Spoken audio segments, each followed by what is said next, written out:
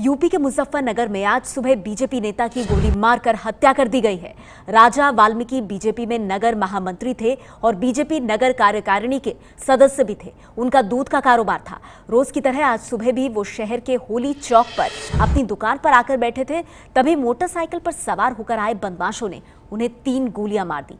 मौके पर ही उनकी मौत हो गई। ये तस्वीरें भी हम आपको दिखा रहे हैं। यूपी के मुजफ्फरनगर की यह घटना, जहां आज सुबह बीजेपी नेता की गोली मारकर हत्या कर दी गई है।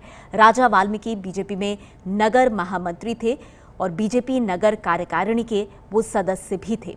उनका दूध का कारोबार था और रोज की तरह ही वो आज सुबह शहर के होली चौक पर अपनी दुकान पर बैठे हुए थे, जिस वक्त मोटरसाइकिल पर सवार होकर आए बदमाशों ने उन्हें 3 गोलियां मारी और मौके पर ही उनकी मौत हो गई।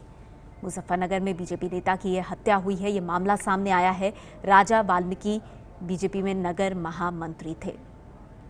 एबीपी न्यूज संवाददाता सुधीर चौहान हमारे साथ जुड़ गए हैं। सुधीर, और क्या जानकारी मिल रही है इस पूरे मामले में? पुलिस क्या कह रही है? देखिए, इसमें पुलिस का कहना यह है कि सुबह ये हत्या हो गई थी। 3 बदमाश आए थे पल्सर पे सवार होकर के। उस समय ये राजा वाल्मीकि अपनी दूध की दुकान पे बैठे हुए थे और दूध थोक में सप्लाई करते हैं, थोक के व्यापारी हैं।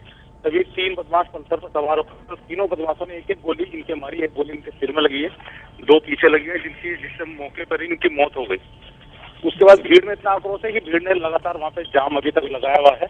पुलिस डिस्प्लाई नहीं कर पा रही है वहाँ लोगों को कि बीजेपी का राज अब आ गया प्रदेश में, उसके बावजूद भी इस तरह की हत्याएं हो रही है जी। और ये भाजपा नेता की हत्या हो गई है। जी, बहुत बहुत शुक्रिया सुधीर आपका इस जानकारी के लिए। ये है एबीपी न्यूज, आपको रखे आगे।